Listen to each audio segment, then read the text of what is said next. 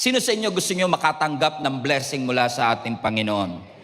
And sometimes, in our desperation na makahanap at makareceive ng wisdom, ipinapanalangin natin sa Panginoon, Lord, bigyan mo ko ng wisdom. Yung iba siguro sa inyo, hindi nyo lang pinagpipray, dinedeclare nyo araw-araw, I am blessed and highly favored. Pero yung iba, grabe, nilevel up pa. Hindi lang nila pinagpipray, hindi lang nila dinedeclare, minsan ipinagfa-fasting pa nila. Kasi gusto talaga nilang makamit yung matagal na nilang ipinapanalangin sa Panginoon. Pero habang ako po ay tumatagal sa pagiging Kristiyano, nare-realize ko rin po ang malinaw na sinasabi ng Biblia sa atin na ang mga pagpapala ay hindi binibigay ng Diyos ng random. Ibig sabihin, kung ang Diyos ay magbibigay sa atin ng pagpapala, usually, yung mga blessing na ibinibigay ng Lord ay response. Either sa obedience, either sa faithfulness, or either sa pagmamahal natin sa ating Panginoon. Bakit po? Naniniwala ako that God will never give us something that He will intend for us to waste. Meaning, kung sasayangin lang natin, at gugustuhin lang ng Lord na sayangin natin, hindi na yan ibibigay ng Panginoon sa atin in the first place. Kasi hindi lahat ng pinagpala ay nananatiling pinagpapala pa rin. Magkaiba po kasi yung skill requirement ng pagkuha ng blessing at pagpapanatili ng blessing. And I've seen this happen many times. Being your pastor for more than 12 years, napakarami naman talagang taong nakatanggap ng pabor. Napakaraming tao ang nakatanggap ng pagpapala. Marami rin akong kakilala na nakatanggap talaga ng super-duper daming blessing sa kanilang mga buhay. Talagang increase at level up ang nangyari sa kanilang mga buhay. Pero nakakalungkot man, nakatanggap ng pagpapala, pero ilang taon ang dumaan, yung pagpapalang natanggap, biglang nawala. Yung relationship na binigay, hindi nagtuloy. Yung kapayapaang ibinigay, hindi na natili sa puso. At yung momentum na sanang dala ng pagpapala ay hindi nagkaroon ng epekto sa kanyang buhay.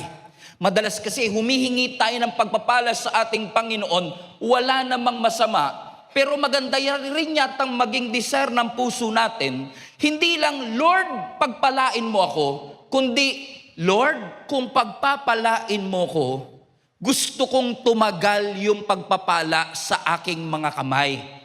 Kaya napakahalaga ng wisdom, hindi lang ng blessing. Sabi nga po natin last Sunday, wisdom is the foundation of everything. Balikan natin ang Proverbs 4:7, review lang tayo. Ang sabi ng Proverbs chapter 4 verse 7, wisdom is the principal thing. Reshith. Nang ibig sabihin ng reshith, foundation. Ang wisdom daw po, o ang karunungan, ang foundation ng lahat ng bagay, at dahil siya ang foundation ng lahat ng bagay, in all you're getting, get wisdom. Pursue wisdom. Are you still with me? Now, napapansin niyo mga kapatid na hindi po sinabi ng Bible na money is the principal thing. Hindi sinabi ng Bible na money ang foundation ng lahat ng bagay. Hindi sinabi ng Bible na favor ang foundation. Hindi sinabing influence ang foundation. Malinaw na malinaw sa Biblia. Wisdom is the foundation of everything. Ibig sabihin, bago yung increase, wisdom ang mas mahalaga. Bago ang influence, wisdom ang mas importante. Kasi ang wisdom, hindi lang siya isa sa mga blessing, kundi ang wisdom, ang foundation na nagdadala sa lahat ng blessing. Okay, nag-guess nyo ba yung sinasabi ko? Let me repeat for you. Let me slow down a little bit para mas maunawaan ninyo. Ang wisdom, hindi lang siya basta regalo na binibigay ng Diyos bilang blessing. In fact, ang wisdom ay foundation na nagdadala ng lahat ng blessing.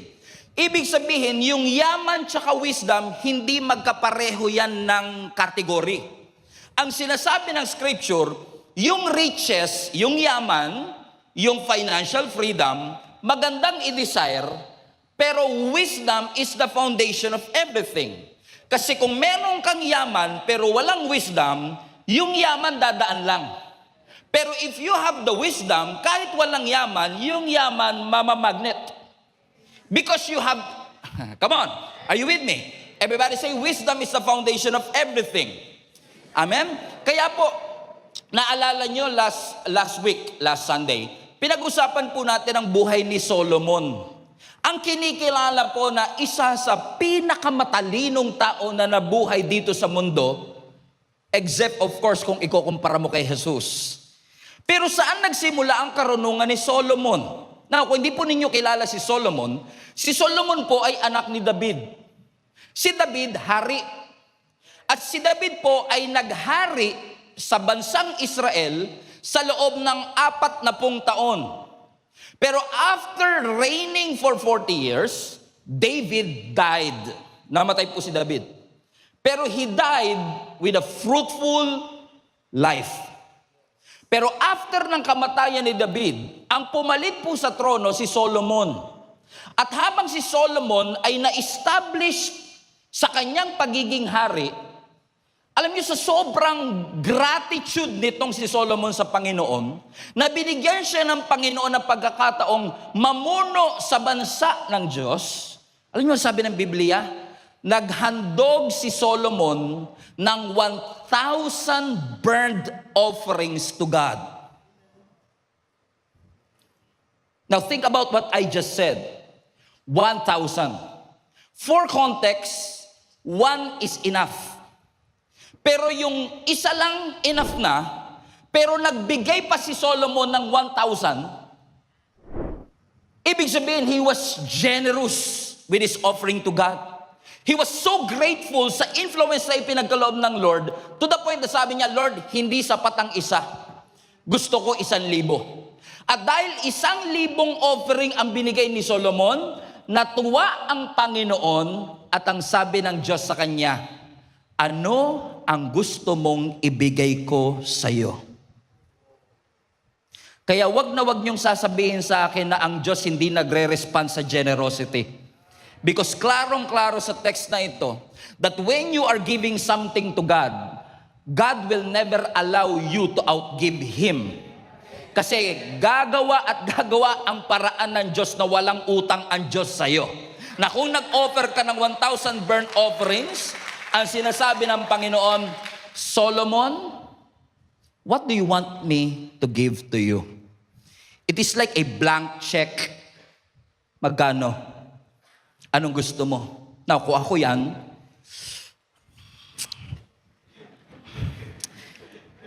kaya to 10 million, 100 million. You could ask for anything.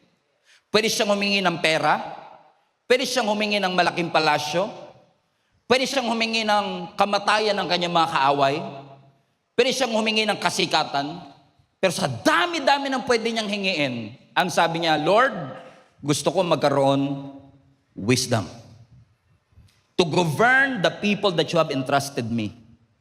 And God was so pleased. Natuwa ang Panginoon na pwede niyang hingiin ang lahat pero ang hiningi niya wisdom. Na ang sabi ng Bible sa 2 Chronicles chapter 1 verse 11, sumagot ang Diyos. Ang sabi ng Lord kay Solomon, God said to Solomon, since this is your heart's desire, dahil ito ang gusto at laman ng iyong puso, and you have not asked for wealth. Sino sa inyo ang naniniwala kung yung katabi mo ang tinanong, wealth ang isasagot niya?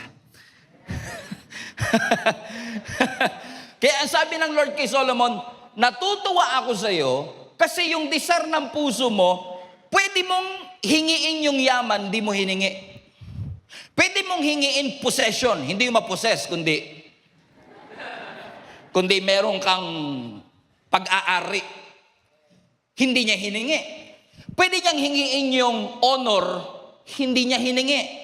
Sabi ng Lord, pwede mong hingiin ang kamatayan ng iyong mga kaaway, pero hindi mo hiningi. next verse, and since you have not asked for a long life, pwede rin niya hingingin yung mahabang buhay, pero hindi niya hiningi. But you ask for wisdom and knowledge to govern my people over whom I have made you a king.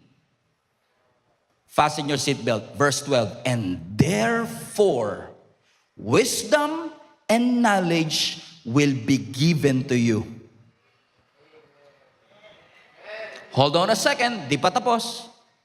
Highlight this part. And I will give you also. Question, hiningi ba niya yung yaman? Hiningi ba niya yung possession? Hiningi ba niya yung honor? Pero dahil tama yung order ng paghingi, kahit hindi hiningi, binigay. Kahit hindi hiningi. Ang punto, simple lang.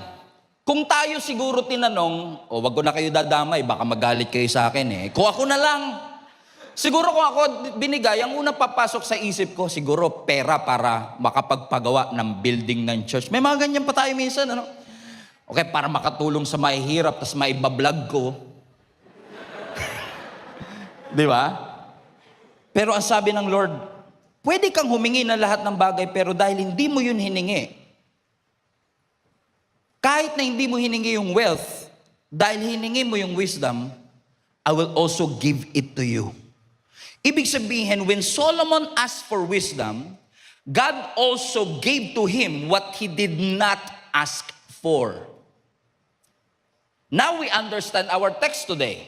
Because ang sabi ng text natin sa Proverbs 3:13, blessed are those who find wisdom.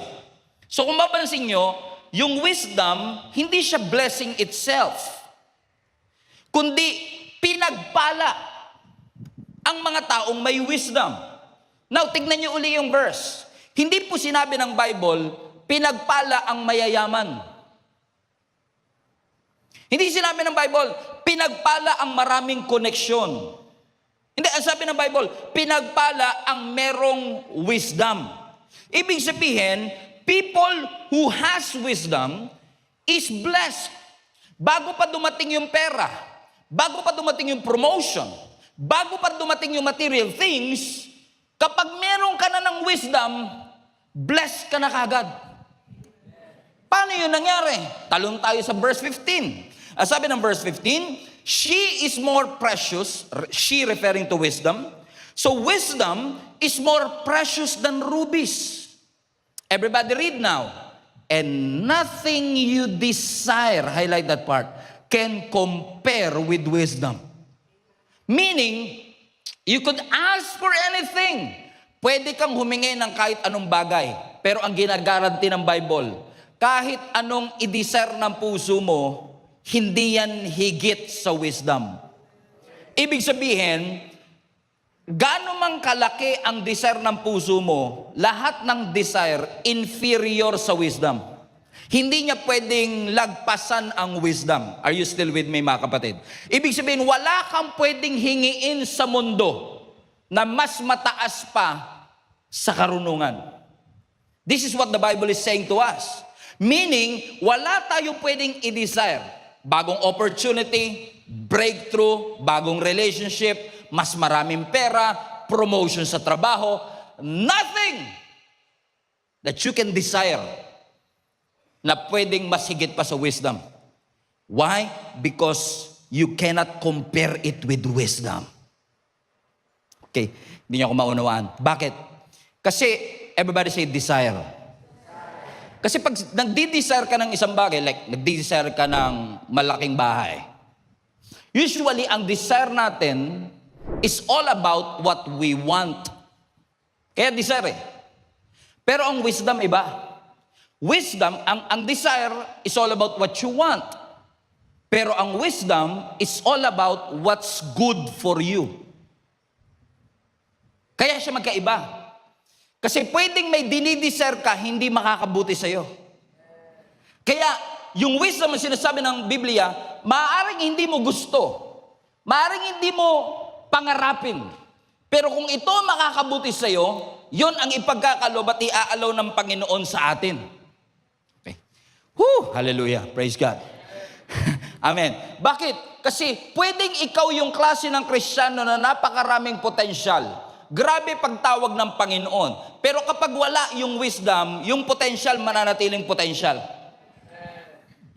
Are you with me? Halimbawa, hindi ako nagbe-bake ng cake. Hindi ako baker. Mahilig lang ako bumili sa bakery. Pero hindi ako baker. Pero alam ko, pag nagluluto, nagbe-bake ka ng cake, kailangan mo ng harina.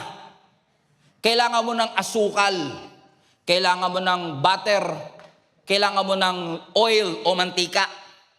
Pero kahit na mamahalin ang ingredients, kung hindi mo alam mag-bake, yung mantika mananatiling mantika. At yung harina mananatiling harina. So it's one thing to have the ingredients in front of you. But it's another thing to have the skill to bake the cake.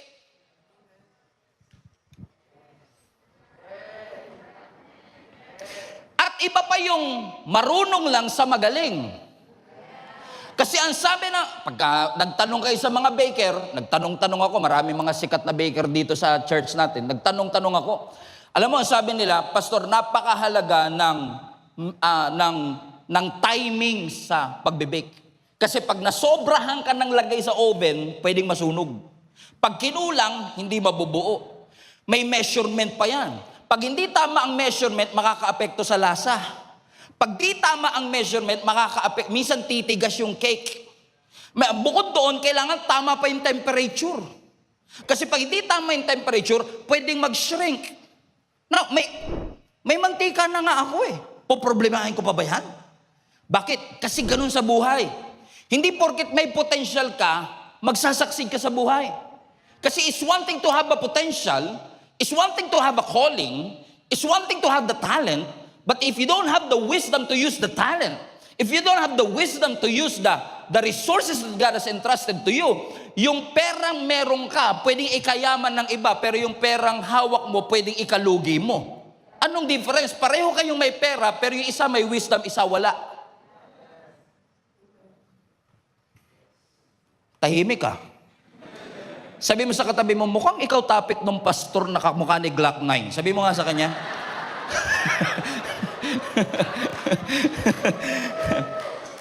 Amen?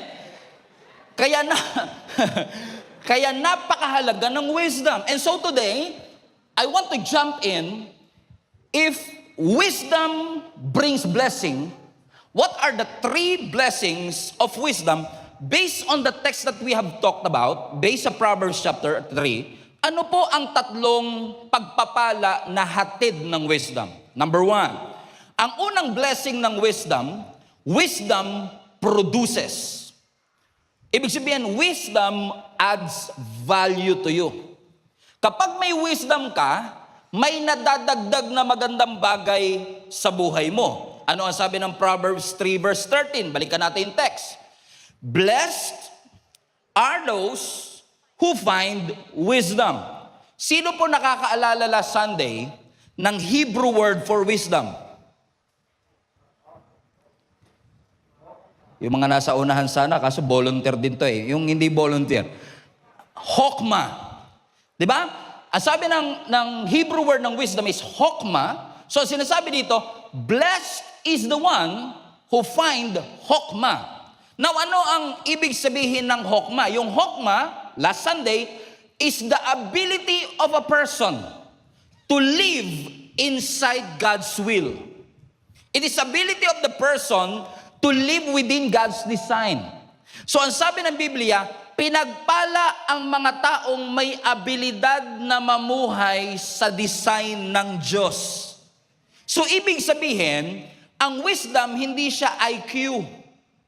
Ang wisdom hindi siya street smart. Ang wisdom hindi siya information. Ang wisdom hindi siya education.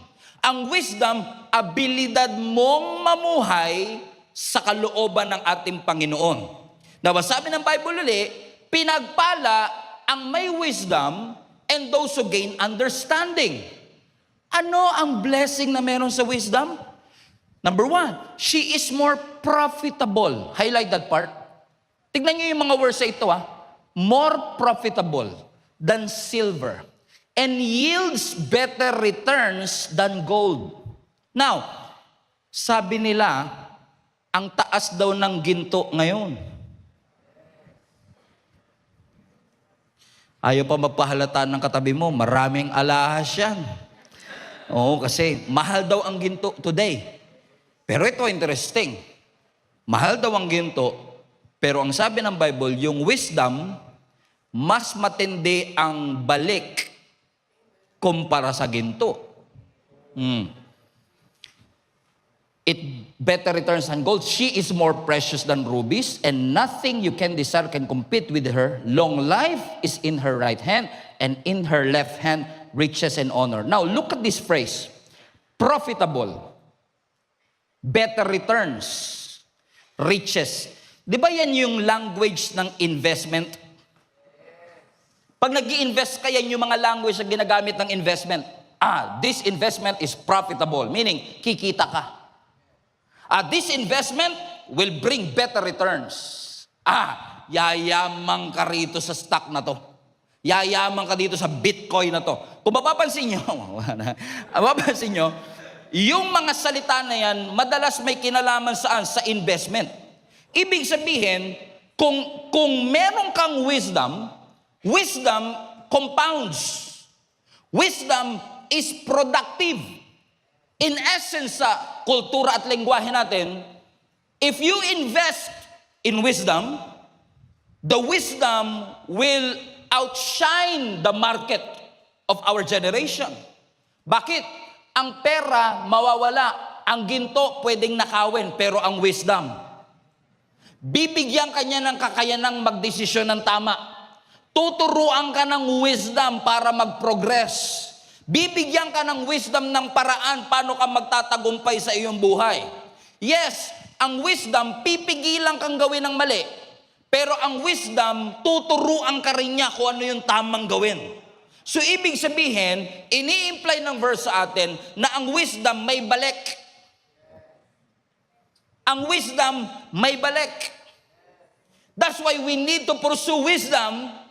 Kasi may binibigay ang wisdom. Hindi niyo ako maintindihan Sino rito walang pera? Taas kamay.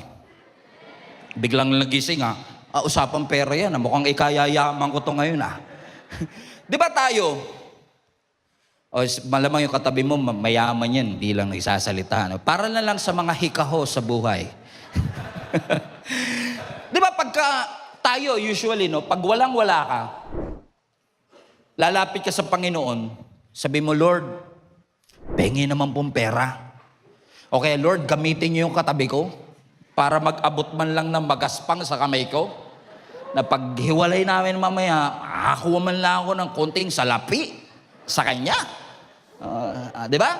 Parang syempre gusto mo. Now, nakikinig ka na ng preaching, umaating ka na ng Gia Kamanaba, so sabi mo, narinig ko si pastor, sabi niya, basahin daw natin ang Biblia kasi ang Biblia magbibigay sa atin ng wisdom para tayo ay magkaroon ng riches and honor. And totoo, babasahin mo yung Bible at kung ikaw ay may digital Bible, meaning may search yung Bible mo, di magsisearch ka ngayon ng money. Ano kaya ang sinasabi ng Panginoon patungkol sa pera? Money, money, money. Show me the money. Comprende? Now, di nag-search ka. 2 minutes, nakakuha ka ng hundreds of results. Binasa mo. The Lord will provide all your needs according to His riches in glory. Wow. Grabe pala si Lord, nagpo-provide siya. Dahil binasa mo siya, now you know. Now you have the knowledge. Now may knowledge ka na. Pero hindi porket may knowledge ka na, enough na yun. Kasi nabasa mo sa Bible, narinig mo sa iba, you know it, you have the knowledge, pero the next thing that you would ask, now I know, but Lord, I need understanding to apply what I have learned.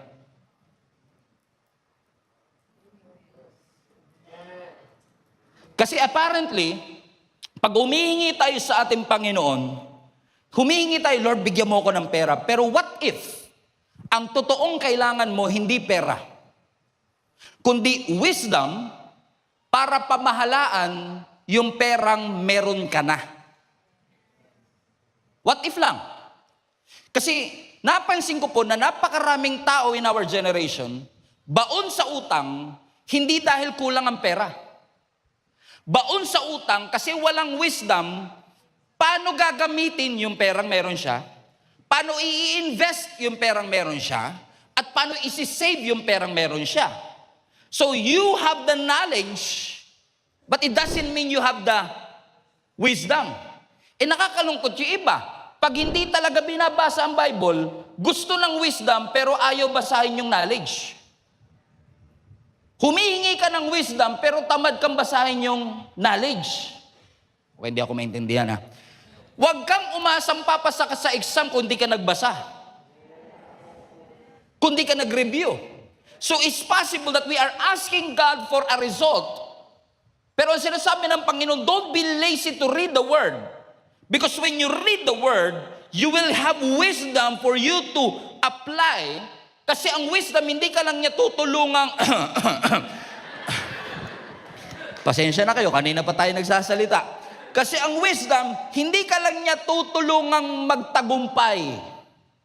Ang wisdom, tutulungan ka rin niyang mapanatili yung katagumpayan na meron ka.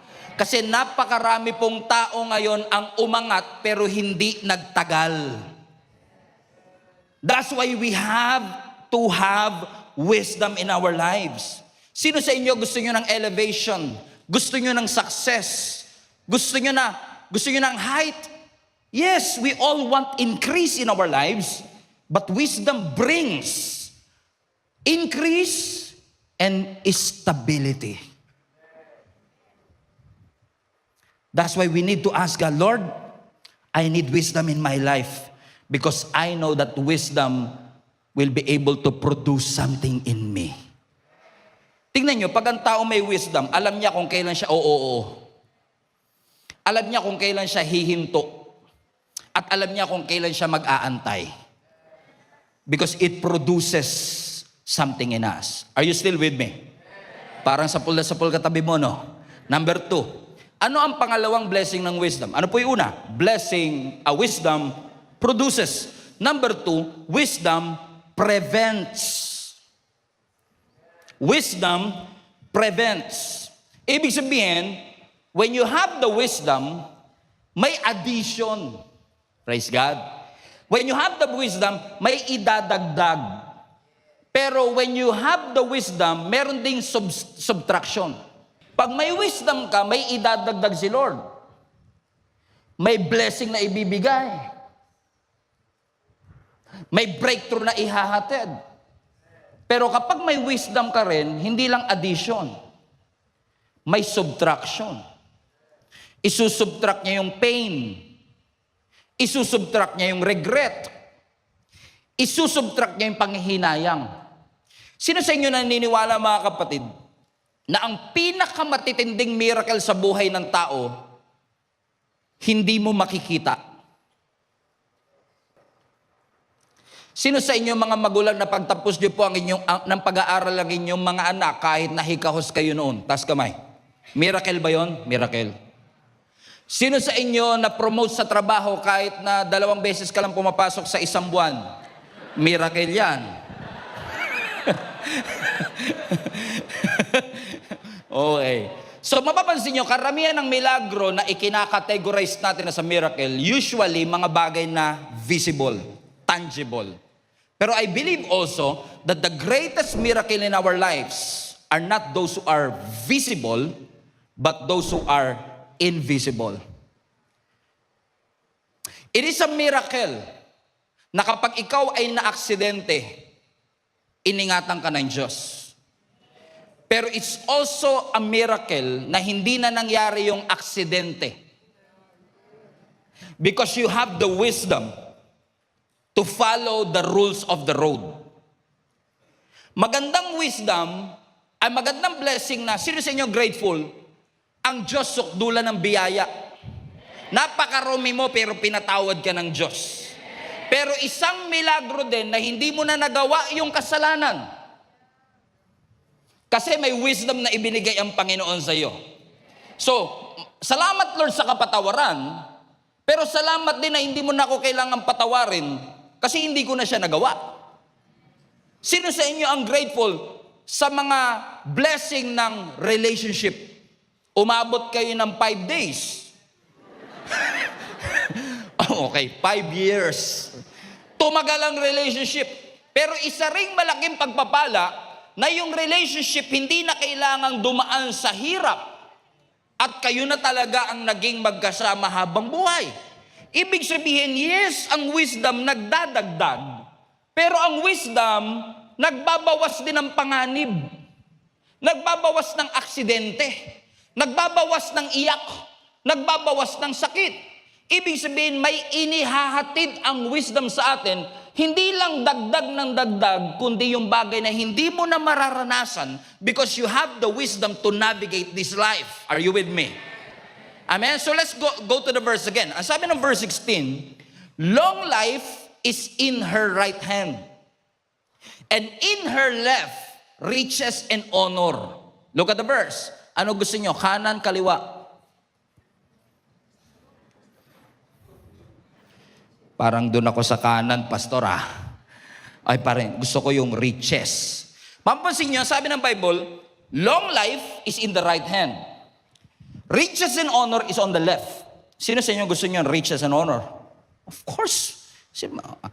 Plastic naman ito. Of course we want to. Come on now. Kunwari yung kasi ako long life. Of course we want riches and honor, correct? Pero hindi ba kayo nagtataka kung bakit right ang long life at left ang riches and honor? Sa Bible, mapapansin nyo ho yan, na sa Bible, pag kanan, hindi lang kanang kamay, basta everything that is right hand, kanan, always speaks about authority, priority.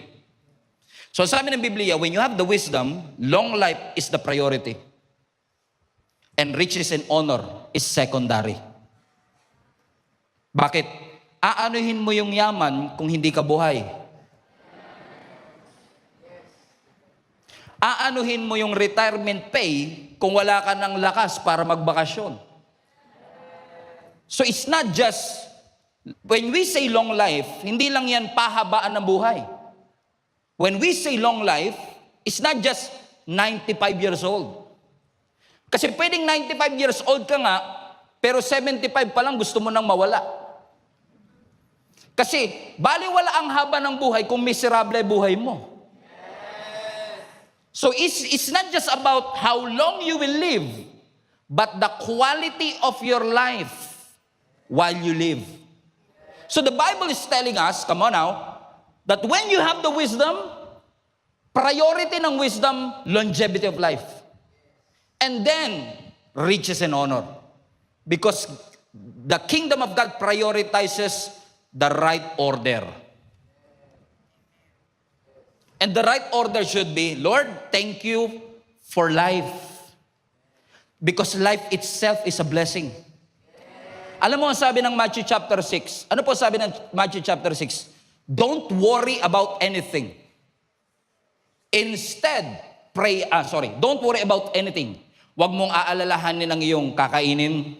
Huwag mong aalalahanin ang iyong isusuot. Sa Bisaya, ayaw kabalaka. Huwag mong alalahanin. Sabi mo sa katabi mo, don't worry, don't worry, don't worry. Napansin niyo po ba na yung mga bagay na inaalala mo, yun yung bagay na kulang ka? Kaya ko nga inaalala, pastor, kasi kulang eh. Pero what if, kaya kulang kasi lagi mo inaalala? Amen?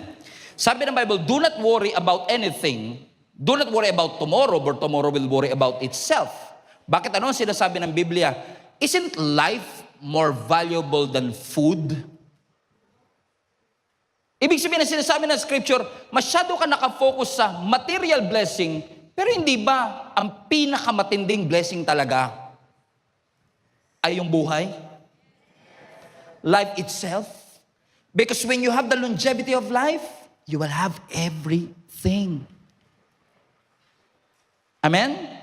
Meaning, the wisdom that God gives to each and every one of us is able to teach us, for us to experience life in its fullness. Pine-prevent tayo ng wisdom na wasakin ang ating kinabukasan at wasakin ang ating buhay.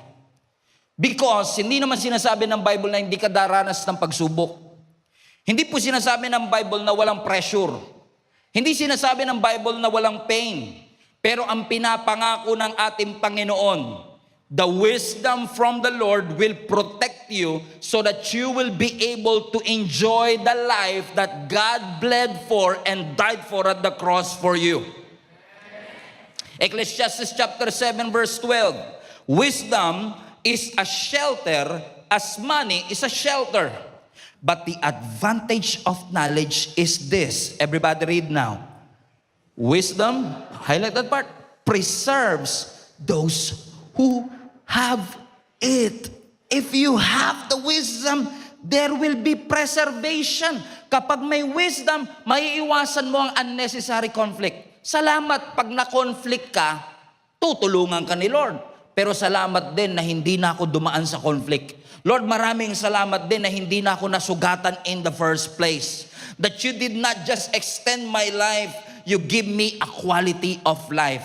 Na di bali ng 60 years old lang pero quality, kaysa 95 years old pero miserable. Proverbs chapter 22 verse 3, a prudent person foresees danger and takes precaution. Look at that verse. A prudent, highlight that part. Now yung salitang prudent, ibig sabihin yan, maingat. Nag-iisip muna bago humakbang. So sinasabi ng Biblia sa atin, ang mga nag-iisip bago humakbang, yung mga prudent at maingat, yung cautious, hindi sila yung, bahala na, mukhang okay naman, try nga natin one time lang, hindi sila yon. Pero yung prudent, sila yung maingat. Ang sabi ng Biblia, ang mga prudent o maingat sila sa kanilang mga nagiging hakbang. Kasi yes, ang wisdom nagbubukas ng pintuan. Pero ang wisdom tuturuan ka rin, wag yung pintuan na yan. Wag mong hahawakan yung pintuan na yan. Because wisdom will guard you.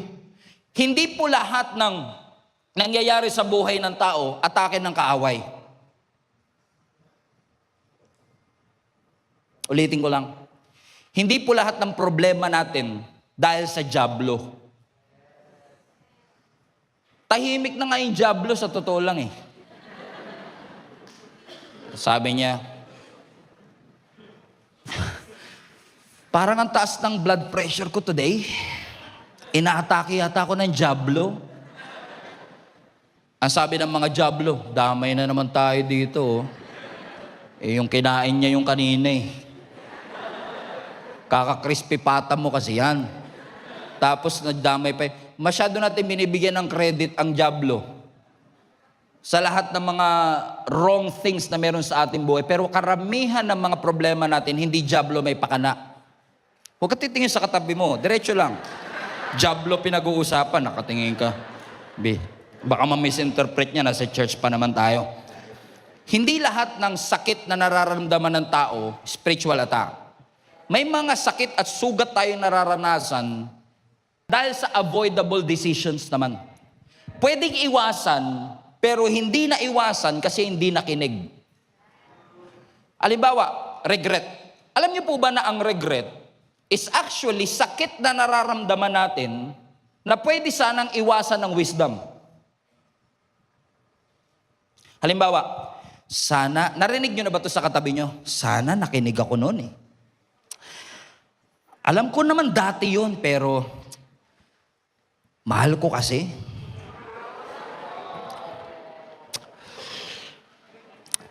Alam ko namang red flag na noon pa. Kaso nga lang kasi, baka nakita ko, may potensyal, baka naman magbago. Hindi porket nasasaktan ka, ibig sabihin, hindi ka mahal ng Diyos. Marami tayong sakit na nararanasan kasi hindi tayo marunong makinig sa wisdom. Tignan mo nga katabi mo, titigan mo. Sabihin mo sa kanya, Red flag nga ni. Ayaw makinig. Red flag nga ni. Bakit? Ang pera, it can add to you. Money can add something to you. Influence can add something to you, but wisdom protects you. Yes, i-celebrate natin ang increase. I-celebrate natin ang addition. I-celebrate natin ang breakthrough. Pero wag na wag niyong kakalimutan i-celebrate ang preservation ng Panginoon. Yung pag-iingat ng Panginoon sa ating mga buhay. Amen. Pasalamatan natin ang Diyos na iningatan ng Diyos ang ating marriage. Pasalamatan natin ang Diyos na iningatan ng Panginoon ang ating negosyo. Na iningatan ng Panginoon ang ating calling. Na iningatan ng Lord ang ating testimony. Na iningatan ng Panginoon ang ating kapayapaan. Sa totoo lang po, yung mga bagay na hindi nawala sa'yo, mas malaking blessing kesa sa hinihingi mo.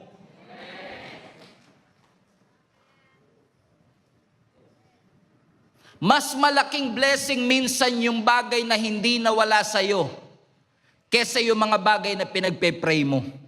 Nagpe-pray ka ng bagong bahay, good. Pero yung hindi nawala yung pamilya mo, mas malaking blessing yon kesa dun sa bahay. Sinong titira sa bahay? Minsan lang hindi natin na ipagpapasalamat kasi ang lagi mong ipagpapasalamat, yung milagro. Pero teka, yung hindi na nangyari yung problema. Yung hindi na kailangang maghiwalay. Yung hindi na kailangang malugi. Yung hindi na kailangang matanggal sa trabaho. Wisdom teaches you before a mistake. Before. Kasi pag after na yung wisdom, alaalala nyo last week, pay now, pay later. Pag una pa lang, wisdom yun. Pero pagkatapos na, sakit na yun. Minsan na nagtuturo na sa'yo, wag dyan, masakit dyan eh. Pag nasaktan ka na, ano sasabihin mo? Ayoko nang ulitin. Pero ang wisdom, wag mo nang pasukin. Wag mo nang simulan. God wants to prevent you from doing a mistake that you will regret for the rest of your life. Is this helping anybody right now? Nakakatulong ba to? Sabi mo sa katabi mo, mukhang ikaw talaga yung topic ni Glock 9 today. Number 3, and I will close with this. Wisdom produces. Wisdom what? Wisdom prevents. And number 3, wisdom predicts. Wisdom predicts. Verse 17, her ways are pleasant ways, and all her paths, highlight that part, are peace. Now that's interesting because sabi ng Biblia, ang path o daan ng wisdom ay maghahatid ng kapayapaan. Alam niyo po ba yung salitang path, lagi po yung referring to a destination, referring to a direction. Pag nababanggit yung salitang daan, usually ang ibig sabihin yan, journey, pattern, habits, direction. So kung sinasabi ng Bible that wisdom, yung paths ng wisdom ay papunta sa kapayapaan, ang sinasabi ng Biblia sa atin, ang wisdom nagpo-produce ng predictable future. Kasi through wisdom, hindi pa nangyayari na pipredict mo na base sa pattern niya today. Okay? Kumbaga parang, hindi ako manghuhula, pero kung titignan ko yung pattern mo today, eto ending niyan. Wala nang nag-i-amen ah. Kinakabahan sila eh. Mukhang ako susunod dito ah. Walang tumataba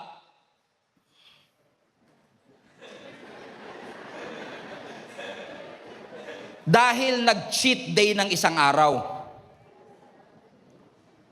Pero pag araw-araw cheat day, hindi na cheat day yun. Pattern na yun. At kapag inaraw-araw mo yung dapat pang isang araw lang, alam ko na future niyan. Pansinin niyo ang Diyos, hindi tinatago ng Biblia sa atin kung ano magiging consequence. In fact, malinaw na sinasabi ng Biblia, sumunod ka, pagpapalain ka. Predictable eh. So kapag di ka sumunod, huwag ka mag-expect ng pagpapala. Pag hindi ka sumunod, pagpapalo yun. Pero pag sumunod ka, predictable eh.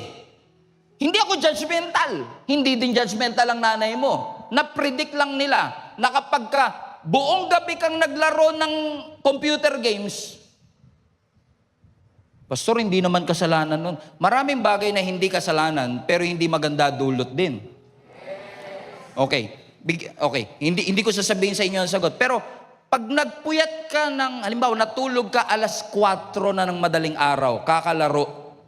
Huwag kayong mag-alala, taga-ibang church to Kasi dito walang ganyan eh. Okay? Naglaro ka, computer. Hindi naman mali. Pero inabot ka ng 4:00. Napipredict ko na kagad yan. 1:00 kang magigising. No, wala nang wala. Kasi napipredict mo siya based on his habits. Amen po ba mga kapatid? That's what wisdom talks about. Ibig sabihin, if you want a better future, you have to develop a better habit. Because you cannot bring your 2025 habits into your 2026 goals. Kung gusto mong mangyari yung 2026 goals, you have to leave your 2025 habits and level up so that your 2026 habits, 2025 habits will be in line with 2026 goals. Bakit? Ang wisdom prediction may predictable. Kasi ang oras, neutral yan Depende kung paano natin gagamitin. Halimbawa, pag minadali mo, malamang ending niyan, regret. Pag sinisikreto mo, anong sabi natin madala? Walang lihim na hindi nabubunyag. So, ang dulo ng lihim, bunyag. Hala. Ayaw mo magpa-accountable, ayaw mo magpa-correct. Ayaw mo may nagagabay sa'yo, ayaw mo may sumasaway sa'yo. Feeling mo, nanay mo, kalaban mo. Feeling mo, tatay mo, kalaban mo. Feeling mo, kumari mo, kalaban mo. Kasi kinurek ka. Pag walang accountability, ano ending? Bagsak, failure. Hindi sila judgmental. Nape-predict lang based on our pattern. Shinortcut mo, malamang mawawala. Naunawaan niyo yung sinasabi ko, Halimbawa, nasa kalsada ka, may nakita kang isang kotse, ang bilis, diretso sa'yo.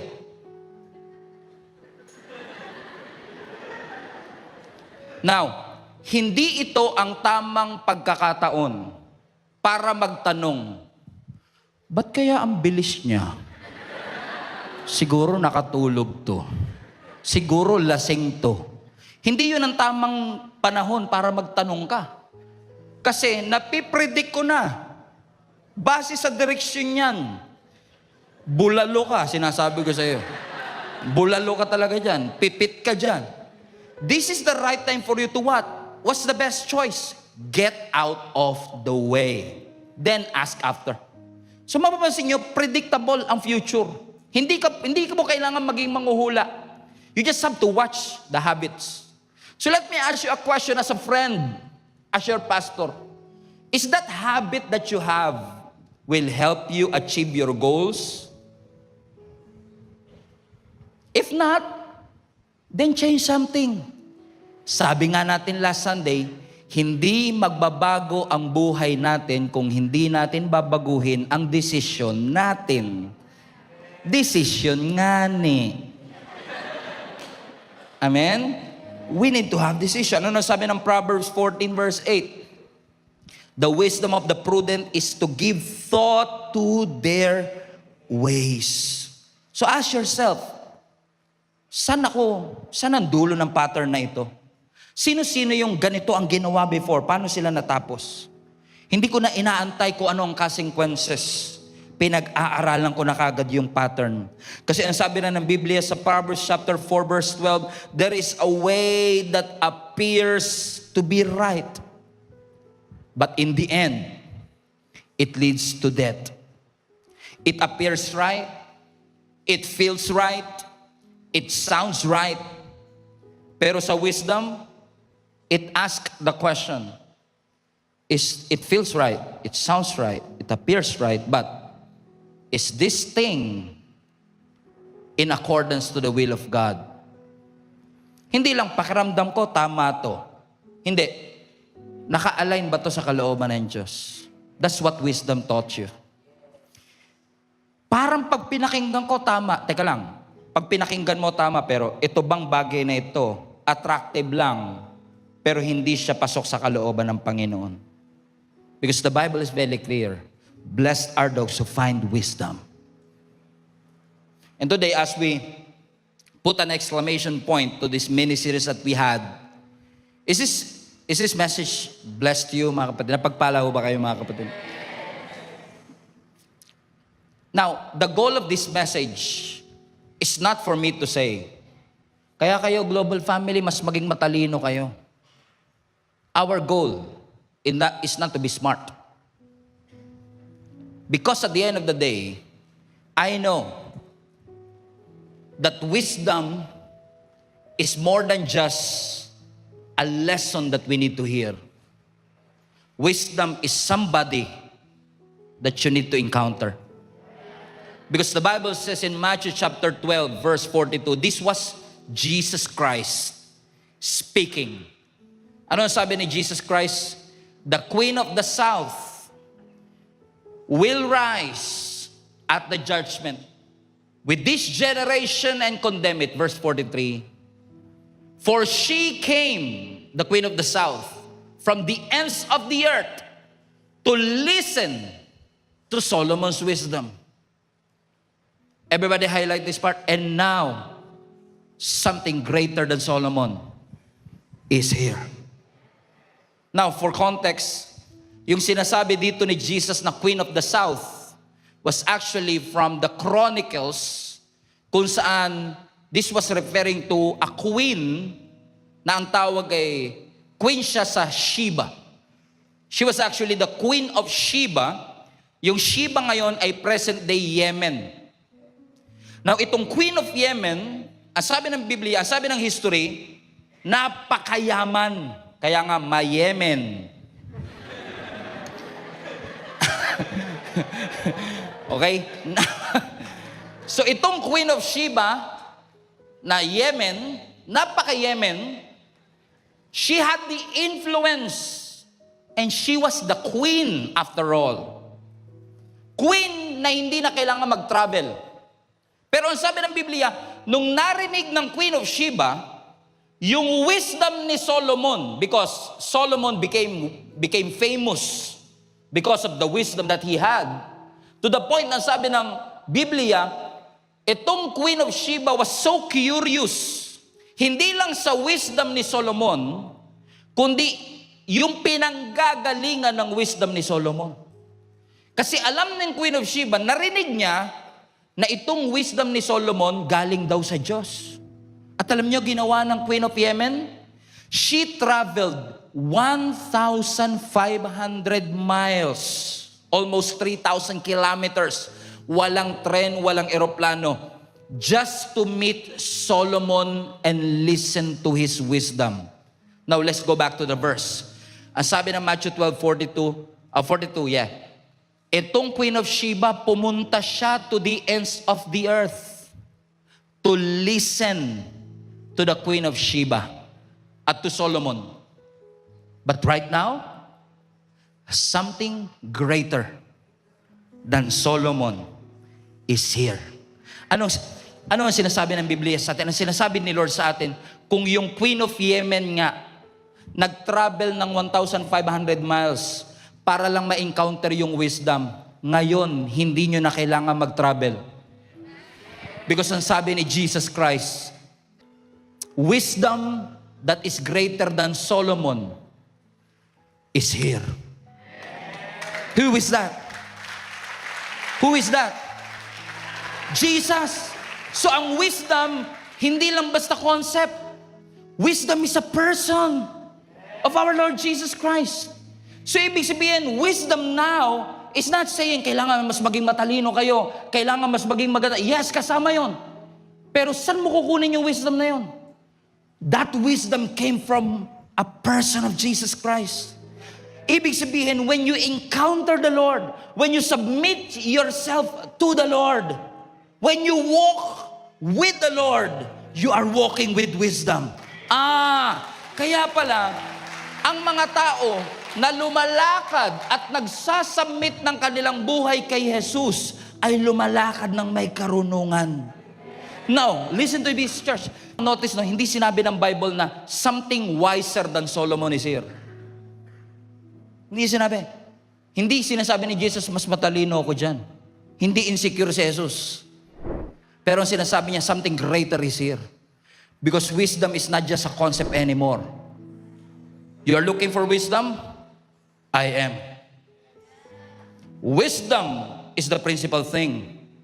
Jesus is the principal thing. Jesus is the foundation of everything. Jesus is the source of everything.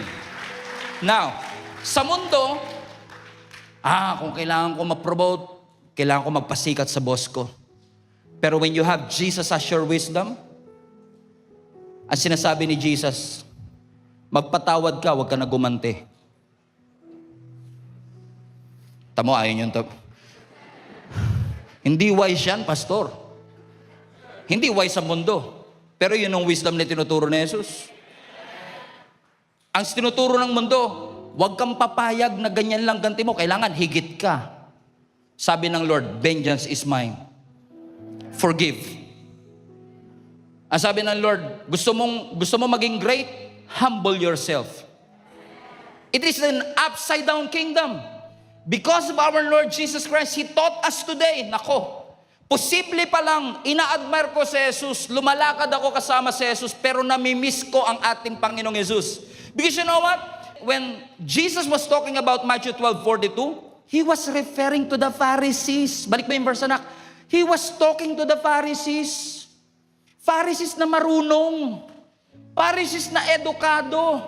Kasi posibleng kilala mo si Jesus, nirerespeto mo si Jesus, nakikipagdebate ka pa, at ipinagtatanggol mo si Jesus, pero hindi mo na-encounter si Jesus. Kasi ang tunay na wisdom is not just respecting Jesus or admiring Jesus. Hindi na natin pinag-uusapan dito, kilala mo ba si Jesus? Opo, pastor. Nire-respeto mo ba si Jesus? Opo, pastor. Hinahangaan mo ba si Jesus? Opo, pastor. Ang magandang tanong, nagpapasakop ka ba kay Jesus?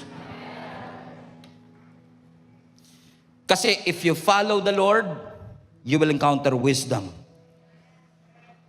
Kaso, iba si Lord. Sabi ni Lord, magpakumbaba ka. Huwag pride ang pairalin.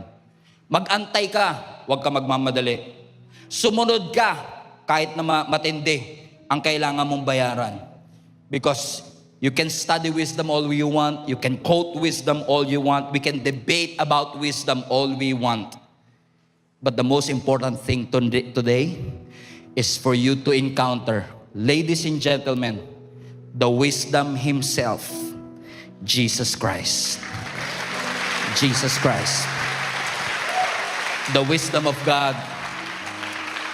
that He sent His Son, Jesus Christ, for you and for me.